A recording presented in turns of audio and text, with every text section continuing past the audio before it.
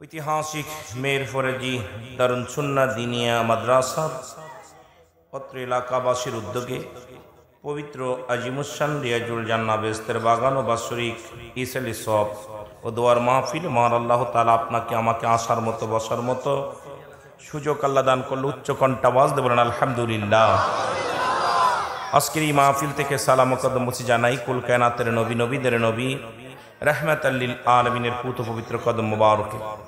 সালাম জানাই বাংলাদেশের অসংখ্য হক্কানি ওলি আল্লাহদের কদম মোবারকে। যেহেতু বাংলাদেশ ওলি আল্লাহদের দেশ, এদেশে অসংখ্য আল্লাহর ওলির আগমন করেছেন। একটা দেশ সোনার মদিনা, একটা দেশ সোনার বাংলা।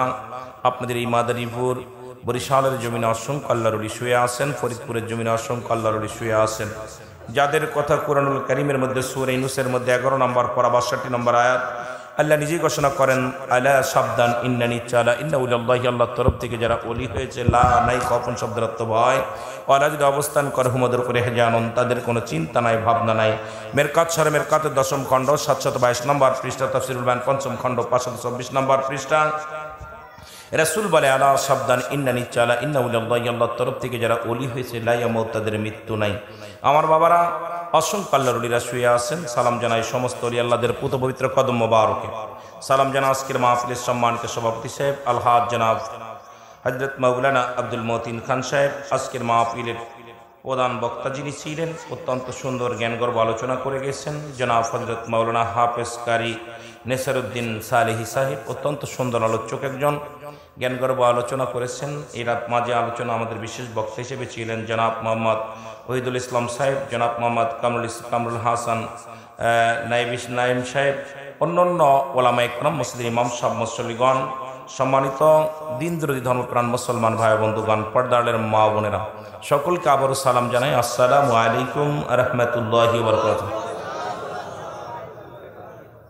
বাবারা, আমি আসলে যদিও প্রধান বক্তা রেখেছেন, প্রধান অতিথি, এই যোগ্যতা আমার নাই, আমার আদব নাই, বুদ্ধি নাই, মহব্বত নাই, সাহস নাই। মহান আল্লাহ তাআলা আপনাদের দোয়ার বরকতে, মদিনাওয়ালার দয়ার বরকতে যদি 2-4টে কথা বলার সুযোগ দান করে তাহলে বলতে পারবো, নয়তো বলা আমার দ্বারা সম্ভব না। আকাশের নিচেই জমিনের উপর আমার মতো নরাধনকে দিয়া 2-4টা দিনের কথা, রাসূলের প্রেমের কথা শোনাবে, বলার তৌফিক দান করেছে। এই জন্য আমি আল্লাহর দরবারে অসংখ্য শুকরিয়া আদায় করি, জোরে বলুন আমিন। আমার ভাইরা, আজকের এই মাহফিলখানা আমাদের জন্য শাবান মাসের শেষ মাহফিল, ঠিক কিনা? শাবান মাসের শেষ মাহফিল। শাবান মাসটা হলো মহাপবিত্র রমজান মাসের প্রস্তুতিমূলক মাস। আম্মা জান আয়েশা সিদ্দিকা বলেন, আমার নবীজি অধিক পরিমাণ রোজা রাখতেন। এই রমজান মাসের পরেই একটা মাস, যে মাসে অতিরিক্ত রোজা রাখতেন, পুরো মাস রোজা রাখতেন, আর অধিক রোজা রাখতেন শাবান মাসে। জোরে বলুন না মারহাবা, আর একটু জোরে বলেন মারহাবা। শুধু 27 এবং 28 এই 2টা দিন নবীজি গ্যাপ দিতেন। বেশি সময় 27, 28 এই 2টা রোজা গ্যাপ দিতেন, কারণ 29 তারিখে তো রোজা, এই জন্য নবীজি এই 2টা দিন গ্যাপ দিয়ে আবার রমজান মাসে রোজা রাখতেন।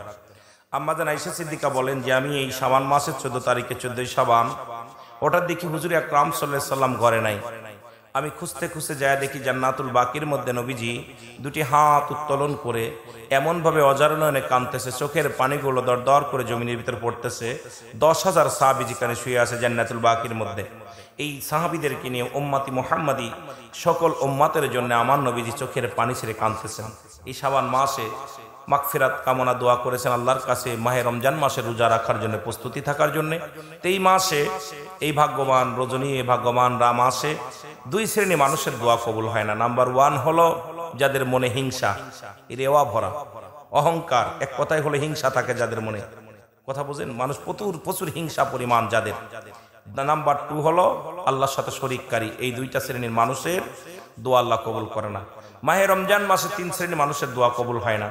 নাম্বার 1 হলো পিতামাতার নাফরমানি সন্তান, এতিমের মার ভক্ষণকারী, আর হলো আপনার এই যে আপনার একটা কথা, সেটা হলো আল্লাহর সঙ্গে শিরিককারী বা গীবাতখোর।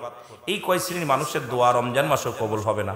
তা আমরা রোজা, এই মাহফিল দেওয়া একটা উদ্দেশ্য থাকে, সেই মাহফিল থেকে আমরা কিছু শিখতে চাই, কিছু জানতে চাই, বুঝতে চাই।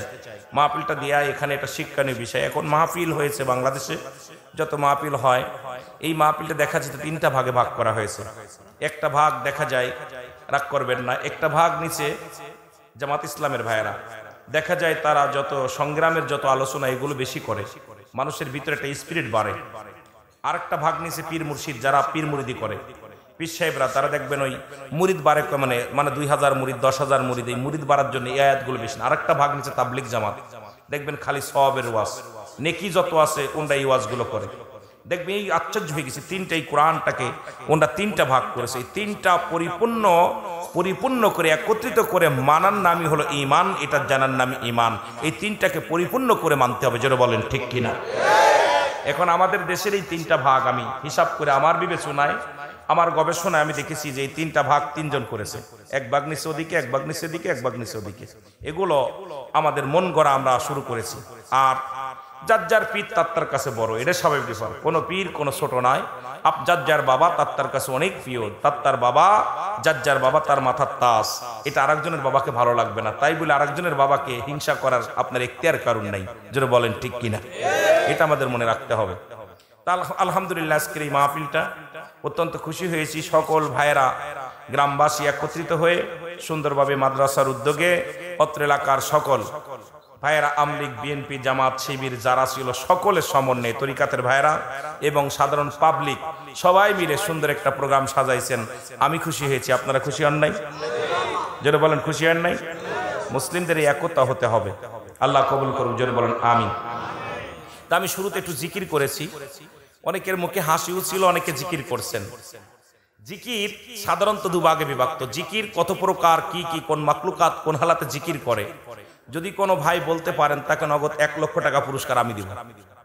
এখানে বয়া বলতেছি আল্লাহের কসম, যদি কোনো মুফতি মুহাদ্দিস সাহেব বলতে পারেন যে কত প্রকার, কি কি, কোন মাকলুকাত কোন হালাতে জিকির করতে পারে, তাকে 1 লক্ষ টাকা পুরস্কার আমি গুনাহগার এখানে বসে দিয়ে যাব। থাকলে ওপেন আসবেন, ভয়ের কোনো কারণ নাই যে আমি বলে দিব। জিকির শুনে যাদের মুখে হাসি আসে, জিকির শব্দের অর্থই হলো স্মরণ করা। সুবহানাল্লাহ বলেন না? জিকির শব্দের অর্থ স্মরণ করা। মুনাফিকদের চিনার উপায় হলো যখন জিকির করবে গাফিলতি করবে, নামাজ যখন পড়বে দাঁড়াবে তখন তারা অলসতা করবে। নামাজের ভিতরে হাত পা খায়, গলায় খেওয়ার দেয়, মানে ইমাম সাহেব একটু বড় সূরা ধরলে পিছন থেকে উঠে বসে শুরু করে দেয়। জোরে বলেন ঠিক কিনা? এই যে তারাবি আসতেছে, খতম তারাবি, দেখবেন উঠতেছে তো উঠতেছে, বসতেছে তো বসতেছে, কি ঠিক কিনা? যে কোনো মসজিদে দেখবেন একটু বড় সূরা দেয় ইমাম সাহেব পড়লে পরের দিন খালি বয়া থাকে, ওই রুকুর সময় দৌড়ে যে রুকুর মারে, সিজদা 2-1টা মারে, আবার সিজদার মধ্যে বয়া থাকে অনেকে।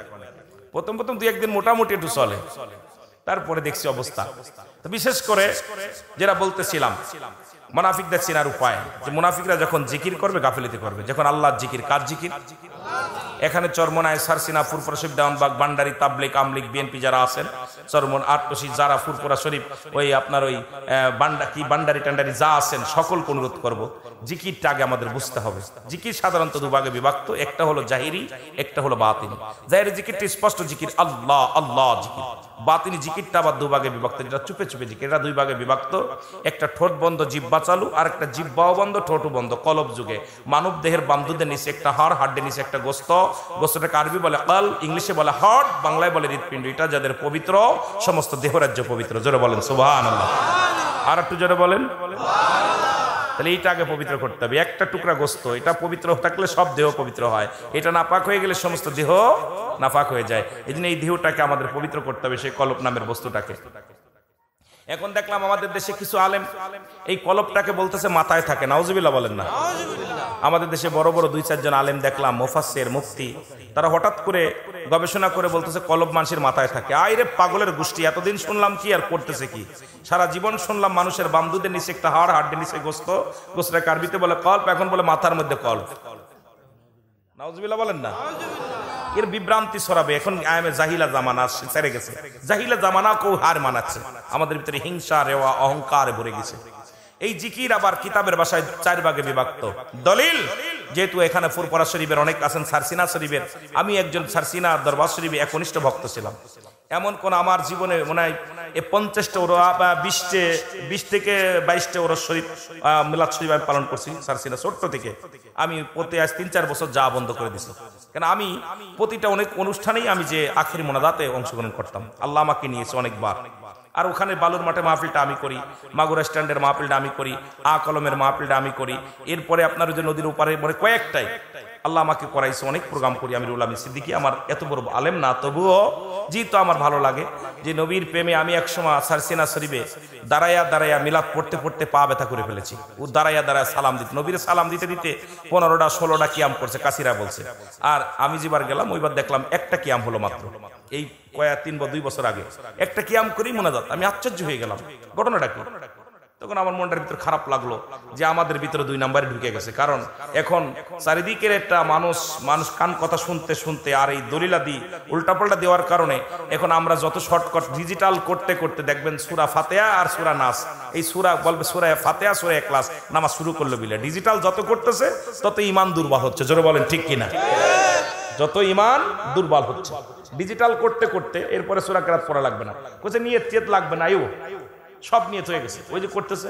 এরপরে দোয়া লাগবে না, এটা লাগবে না, এই করতে করতে এমন একটা সময় আসবে দেখবেন বলবে সূরা ফাতিহা সূরা ইখলাস আল্লাহু আকবার, সূরা নাস সূরা ইখলাস আল্লাহু আকবার, এর নামাজে সূরা খালি নামটা বলবে। এখন আমি যেটা বুঝতেছি যে ডিজিটাল করতে করতে জাতিকে, সমাজকে, মুসলমানদেরকে বিভ্রান্তি করতেছে, জোরে বলেন ঠিক কিনা? একেতে মুসলমান জাতি সংসারের প্রতি মায়া বেশি, বাল্লাহু আকিলাফ, এই দুনিয়াটার প্রতি পাগল, ঝুঁকে গেছে মানুষগুলো ঝুঁকে গেছে।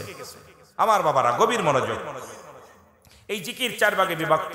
একটা হলো তিরমিজি শরীফের প্রথম খণ্ড, দ্বিতীয় খণ্ড 175 নম্বর পৃষ্ঠা। এতদিন জিকির করেছেন আল্লাহ আল্লাহর জিকির না, এই জিকিরটার নাম হলো ইসমে জাতের জিকির। বাইহাকি শুআইবুল ঈমানের প্রথম খণ্ড 337 338 নম্বর পৃষ্ঠা। এতদিন জিকির করেছেন কালেমার জিকির, নো, কালেমার কোনো জিকির নাই, জিকিরটার নাম হলো নাফি জাতের জিকির, লা ইলাহা ইল্লাল্লাহু মুহাম্মাদুর রাসূলুল্লাহ সাল্লাল্লাহু আলাইহি ওয়াসাল্লাম।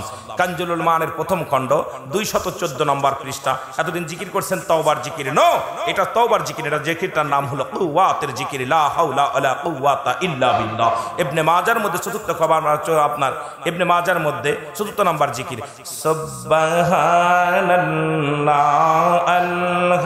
আলহামদুলিল্লাহ লা ইলাহা ইল্লাল্লাহ। আমিন বলেন, আমিন বলেন। আমি আমার ওদিকে যাওয়ার প্রয়োজন নেই, আমি শুধু বোঝানোর জন্য বলতেছি। আমি দেখলাম সন্ধ্যার পরে কিছু সুবহানাল্লাহ জিকির, আলহামদুলিল্লাহ জিকির, কলবের জিকির হয়েছে, অত্যন্ত খুশি হয়েছে। আমিও আজকে আপনাদের এখানে আমি এসে আসরের নামাজের পরই আমি ঢুকে গেছি, যে অনেক আগে এসেছি, এত আগে আসতে পারি না কোথাও। আমি মাগরিবের নামাজ আপনাদের এখানে এসে পড়েছি, সুতরাং আমল যা হয়েছে আমি শুনেছি, নিজ কানে শুনেছি। এই জন্য এই যে জিকিরগুলো করছি, এখন এক এক তরিকার মধ্যে এক এক রকম সিলসিলা জিকির। জিকির শব্দ অর্থই হলো স্মরণ করা। একমাত্র মানুষ এবং গাছ জিকির করে আল্লাহকে নুয়ায়া নুয়া, আল্লাহ আল্লাহ আল্লাহ জিকির করে মাতা নুয়ায়া। সমস্ত মাখলুকাতি জিকির করে কার? কোনো পীর সাহেবের জিকির নাই, কোনো মৌলবী সাহেবের জিকির নাই। আর পীর কোনো মাকসুদ নাই, মাকসুদ হলো স্বয়ং আল্লাহ। সেটা চরমোনা হোক, সারসিনা হোক, পুরপরা শরীফ হোক, দেওয়ানবাগ হোক, ভান্ডারি হোক। সে যদি পীরকে মাকসুদ মনে করে সে নিজে ক্ষতিগ্রস্ত হয়ে যাবে। সে যদি পীরকে মাকসুদ মনে করে নিজে পাপিষ্ট হয়ে যাবে। কারণ একটু আগে আমার ভাই কোরআন তেলাওয়াত করেছেন, আল্লাহ বলেন আল্লাহুস সামাদ লাম ইয়ালিদ ওয়া লাম ইউলাদ ওয়ালাম ইয়াকুল লাহু কুফুয়ান আহাদ। সুবহানাল্লাহ। আল্লাহ বলেন আমি আল্লাহ এক, সুতরাং আল্লাহকে একই মানতে হবে, শরীক করা যাবে না, ঠিক কি না? শরীক করার কোনো প্রশ্নই আসে না। আমার রব্বুল আলামিন এক, আল্লাহ ডাকতে বলে হাবিব জানায়া দেন আমি আল্লাহ এক, আমার কোনো দ্বিতীয় নাই। পৃথিবীর মধ্যে কারো জন্ম দিই নাই, পৃথিবী থেকে কারো থেকে আমি জন্ম নিই নাই। আসমান জমিনের মধ্যে আমার সমতুল্য, আমার সমকক্ষ আর কেউ নাই। সুতরাং একমাত্র জিকিরের দাবিদার আমার আল্লাহ, ইবাদতের দাবিদার আমার আল্লাহ। একমাত্র আমরা গোলামি করব আমার আল্লাহর, জোরে বলেন ঠিক কিনা? সুতরাং যারাই জিকির করে, ইবাদত করে, সবই করে আমার আল্লাহর। পীর কোনো মাকসুদ নাই, পীর হলো অভিভাবক, আল্লাহ চিনার একটা রাস্তা। এখন যদি কয় আমরা চরমোনা গেছি, চরমোনা জান্নাতি, সারসিনা জান্নাতি, আমরা ফুরফুরা শরীফের জান্নাতি, এ মুসলমান শুনে নাও, কারণ পীর কাছে গেছি, পীর কোনো মাকসুদ যদি মনে করি, সে পৃথিবীর মধ্যে বোকা, তার মতো বোকা আর কেউ নাই। মাকসুদ হলো স্বয়ং আল্লাহ, জোরে বলেন ঠিক কিনা? এই প্রতিষ্ঠানগুলো একটা মাধ্যম। এখানে লেখাপড়া করলে, ডিগ্রি অর্জন করলে একটা ব্যবস্থা হবে। এখানে যারা শিক্ষক আছে, ঠিক ওই রকম সারসিনা একটা জায়গার নাম, একটা বিশ্ববিদ্যালয়। এই বিদ্যালয়ে এখন বর্তমান শিক্ষক হচ্ছে মহিবুল্লাহ সাহেব, যারা বলেন ঠিক কিনা? উনি হলো এখন আপনার চরমোনা আছে, চরমোনা একটা জায়গার নাম, ক্লাসে একটা প্রতিষ্ঠানের নাম। এখানে আছে রেজাউল করিম, ফয়জুল করিম, যারা বলেন ঠিক কিনা? রাগ করতেছেন? আট্টসি একটা জায়গার নাম, আট্টসি একটা বিশ্ববিদ্যালয়, একটা বিদ্যালয়। এই বিদ্যালয়ে এখন ছিলেন হাসমতুল্লাহ ফরিদপুরি। ওনার ওফাতের পরে উনি কাউকে পীরত্ব দিয়ে যান নাই, যেহেতু ওখানে ওনার ওনার জবানের সঙ্গে জবান মিলায় কালেমা পড়ায়। ওখানে ওনার, আমি আমার জানা মতে যেটা জানি, উনি কাউকে পীরত্ব দিয়ে যান নাই। পীরত্ব না দেওয়ার কারণে উনি কালেমা পড়াইছে কি, দয়াল নবী রাসূল আকরাম সাল্লাল্লাহু আলাইহি সাল্লামের সত্য তরিকা, জীবনের শেষ নিঃশ্বাস পর্যন্ত ছাড়বো না। কি ছাড়বো না? লা ইলাহা ইল্লাল্লাহু মুহাম্মাদুর রাসূলুল্লাহ সাল্লাল্লাহু আলাইহি ওয়াসাল্লাম। সুতরাং আমাদেরকে বুঝতে হবে। এখন ওই জায়গা যা চিন্তা করা, আমরা যদি করি যে এটাই আমাদের কারেক্ট, না, ওটা কারেক্ট না। কারেক্ট হলো আল্লাহকে পাওয়ার একটা মাধ্যম, ঠিকানা। ওখানে গেছি আমার রাসূলকে পাওয়ার জন্য, আল্লাহকে পাওয়ার জন্য, আল্লাহর গোলামিত্ব করার জন্য। এখন আমার বাবারা অনেক জায়গা যায়, দেখা যায় আমরা পীরকে এমন প্রাধান্য দিয়া দিছি যে আমার রাসূলকে বাদ দিছি। রাসূলকে বড় করতে যে আল্লাহকে ছোট করে ফেলেছি। আল্লাহকে সর্বদিক থেকে আল্লাহর সঙ্গে কোনো তুলনা হয় না, রাসূলের সঙ্গে তুলনা হয় না। এক একজন ইস্তার এক একটা আছে, জোরে বলেন ঠিক কিনা? কিন্তু আমার দেশের তথাকথিত ভাইয়েরা কিছু আছেন, তারা মনে করেন অনেক সময় দেখা যায় এমন একটা জায়গা চলে গেছি যে যাওয়ার জায়গা শিরিকির পর্যায়ে চলে গেছি। শিরিকি হাসতে হাসতে গুনাহ করি, এই গুনাহ আল্লাহ মাফ করবে না। জোরে বলেন আল্লাহু আকবার। একটু মহব্বতের সঙ্গে দুরূদ শরীফ পড়েন, আল্লাহুম্মা